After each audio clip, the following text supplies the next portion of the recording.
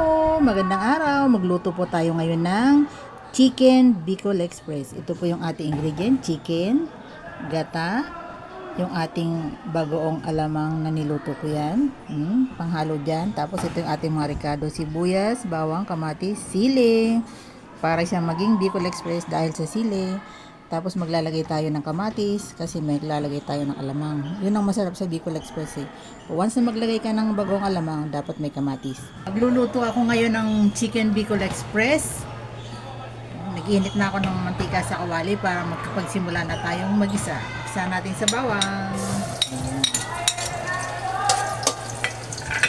Isa-pisain ko yung bawang sa mantika para mas lumasa yung lasa ng garlic. Masarap yan eh. Diba? Na hindi ko masyadong pinipit-pit sa sangkalan kasi yung garlic oil na pupunta sa sangkalan. Kinakrak ko lang na ganyan para pagka niligis ko dito sa kawali, nandyan lahat yung lasa ng bawang. Kaya masarap ang pagkain. Okay, diba? Lagay tayo ng asin. Sa gisa pa lang maglagay na tayo ng asin para masarap. Pero hindi masyadong madami kasi maglalagay tayo ng bagong. Lagay ko na sibuyas. Ayan. Bango.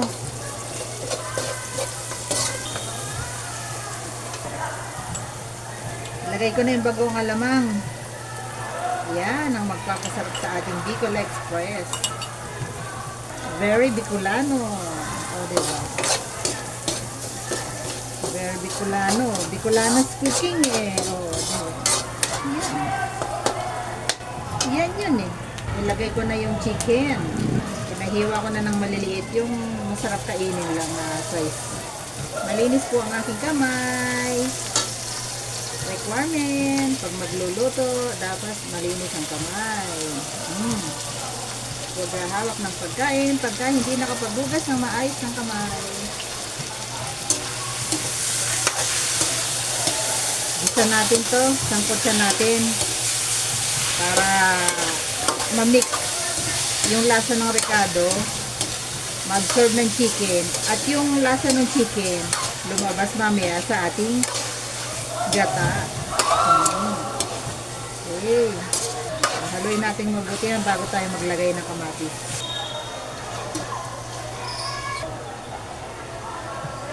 Nagmantika na yung chicken, lagay ko na yung kamatis.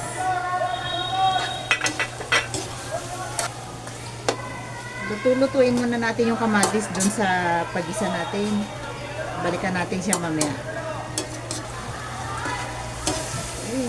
Oh, yan. Luto na yung kamatis. Ganda na ng ating gisa. Oh, yan ang masarap sa Bicol Express. Eh. Nagbe-blend yung lasa ng kamatis at saka ng bagoong. Ganda.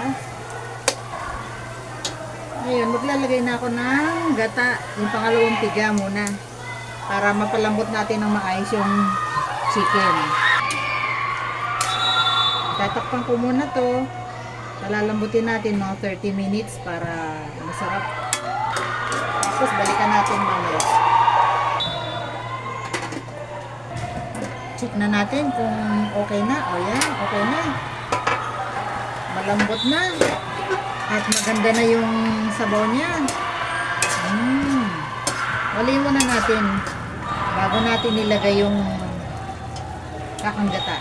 Ito ang lalong magpapasarap sa ating Bicol Express. Yung coconut cream. Lagay natin dyan. Oy, ang bango-bango. Bango-bango ng ating Bicol Express.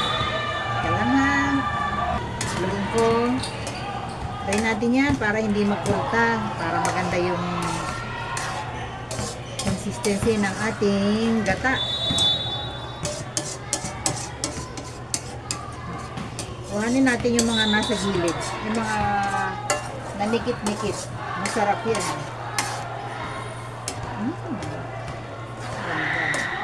Ay, nag-request na naman. Alam mo naman. Lagi may nagre-request.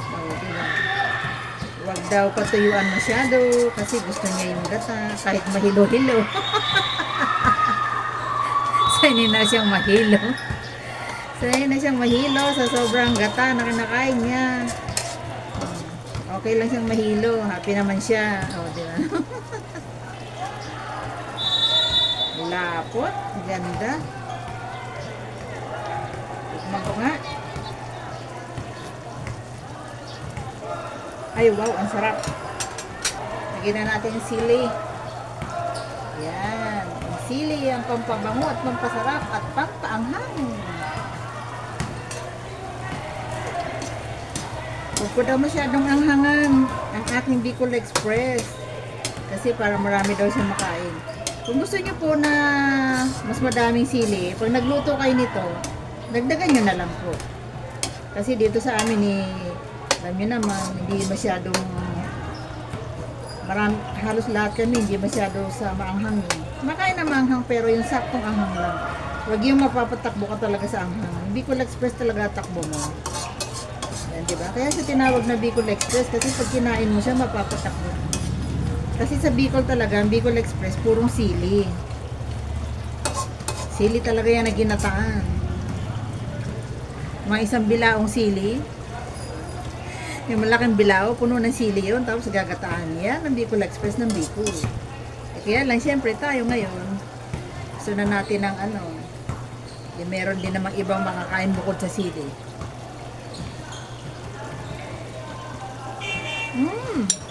Hindi maanghang. Konti lang, pero okay na yan. Masarap. Hindi na natin lalagyan ng asin. Sakto na yung alat niya. Okay. Blah blah blah. Tara po, kain na po tayo. Tikman na natin yung ating niluto na Chicken Bicol Express. Ayan, sarap. Ayan, kasarap-sarap naman. Sige. Ayan, kuha tayo ng chicken. Pakalambot ng chicken. Sili. Aba, matapang tayo sili. Unang subo po para sa inyo. Ay, ang sarap. Blah, blah, blah. Bye-bye. Thanks for watching.